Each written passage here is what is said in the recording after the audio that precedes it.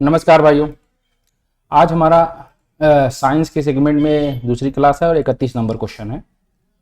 तो दूध की घनता मापने के लिए कौन सा उपकरण प्रयुक्त किया जाता है? तो ये होगा आपका लैक्टोमीटर। बैरोमीटर से आपका जो है दाब मापा जाता है, हाइड्रोमीटर से जल मापा जाता है और हाइग्रोमीटर से जो होता है आर्द्रता मापा जाता है। ठीक है, तो यहाँ पर देखिए प्रॉपर रूप से दिया गया। हाइड्रोमीटर से द्रव के अपेक्षित घनत्व को मापा जाता है, बैरोमीटर से वायुमंडलीय दाब को मापा जाता है, हाइग्रोमीटर से आर्द्रता मापी जाती है। 32 नंबर क्वेश्चन देखते हैं। रेडियो धर्मिता मापी यंत्र होता है, तो यहाँ पर होगा गीगर मूलर काउंटर विधि। ठीक है, गीगर मूलर काउंटर विधि द्वारा रेडियो एक्टिविटी की मापी जाती है और मूलर काउंटर के द्वारा प्रकृति में पाए जाने वाले वे तत्व स्वतः विखंडित होकर कुछ अदृश्य किरणों का उत्सर्जन करते हैं, रेडियो सक्रिय तत्व कहलाते हैं तथा यह घटना रेडियो सक्रियता कहलाती है। 33 नंबर क्वेश्चन होगा, सागर की गहराई को मापने के लिए कौन सा उपकरण इस्तेमाल किया जाता है? तो यह होगा आपका फेदोमीटर। बैरोमीटर से आपको दाब मापा जाता है। ठीक है, पेरीस्कोप से शायद मुझे जो याद आ रहा है, एक जाने दो भी बाद में बताएंगे। तो फेदोमीटर से जो होता है द्वारा जो होता है सागर की गहराई मापी जाती है और यूडियोमीटर द्वारा गैस की मात्रा, बैरोमीटर द्वारा वायुमंडलीय दाब को मापा जाता है। ठीक है, 34 नंबर देखते हैं। निम्नलिखित में से किस यंत्र का उपयोग अवशोषित या निष्कासित उष्मा हीट के मापने के लिए किया जाता है? तो यहाँ होगा कैलोरीमीटर। ठीक है, कैलोरीमीटर का उपयोग अवशोषित या निष्कासित हीट को मापने के लिए किया जाता है। तो ये हुआ हमारा जो है कुछ मापक यंत्र थे उसके बारे में। अब हमारा जो यांत्रिकी वाला चैप्टर है मैकेनिक्स, उसको देखते हैं। किसी पिंड की कार्य करने की क्षमता को क्या कहा जाता है? कार्य करने की क्षमता को क्या कहते हैं? तो ऊर्जा कहते हैं। ठीक है, कार्य क्या है? कार्य होता है किसी वस्तु को यदि फोर्स लगा करके एक स्थान से दूसरे स्थान पर भेज दिया जाता है उसे हम कार्य कहते हैं, लेकिन कार्य करने की जो इफिशियंसी होती है, क्षमता होती है, उसे हम ऊर्जा कहते हैं। तो किसी पिंड की कार्य करने की क्षमता को ऊर्जा कहा जाता है। ऊर्जा कई रूपों में मौजूद होता है, जैसे ऊष्मीय ऊर्जा, गतिज ऊर्जा, यांत्रिक ऊर्जा, ठीक है, प्रकाश ऊर्जा आदि। और ऊर्जा का एसआई मात्रक जूल होता है। ऊर्जा संरक्षण के नियम के अनुसार ऊर्जा को ना तो उत्पन्न किया जा सकता है और ना ही नष्ट किया जा सकता है, लेकिन इसका स्वरूप में परिवर्तन किया जा सकता है और संग्रहित किया जा सकता है। शक्ति का मात्रक वाट होता है, संवेग का मात्रक किलोग्राम प्रति मीटर सेकंड होता है। ठीक है, द्रव्यमान गुणे वेग को। नींबू निचोड़ने की मशीन डैश है किस प्रकार का उत्तोलक है? तो द्वितीय श्रेणी का उत्तोलक इसको माना जाता है।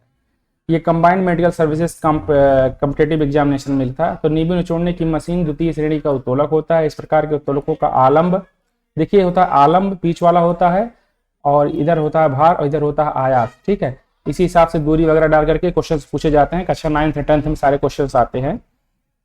ठीक है, और भार को यम से डिनोट किया जाता है। यांत्रिक लाभ सदैव 1 से अधिक होता है इनका। 37 नंबर क्वेश्चन देखते हैं। निम्नलिखित में से कौन सा विकल्प क्लास 2 लीवर का उदाहरण है, मतलब द्वितीय श्रेणी के का उदाहरण है? यहाँ होगा व्हील वेरो।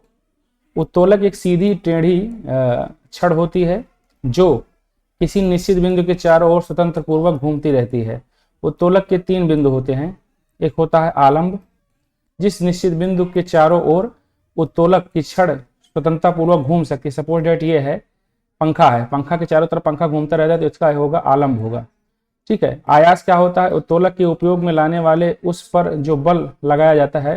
तो सपोज डेट ये उत्तोलक है, यहाँ बीच में आलंब हुआ तो इधर एक तरफ बल लगता है, एक तरफ भार लगता है। ठीक है, उसे हम आयास कहते हैं।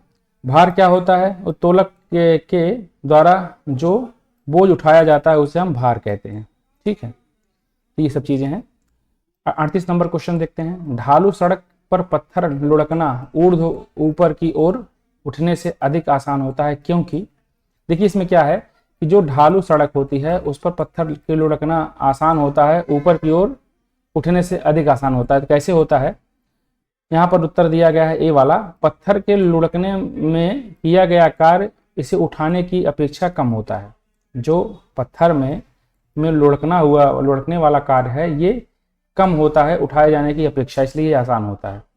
ठीक है, राजस्व लेखपाल में पूछा गया था मॉर्निंग शिफ्ट में। ढालू सड़क पर पत्थर लुढ़कना ऊर्ध्व ऊपर की ओर उठाने से अधिक आसान होता है।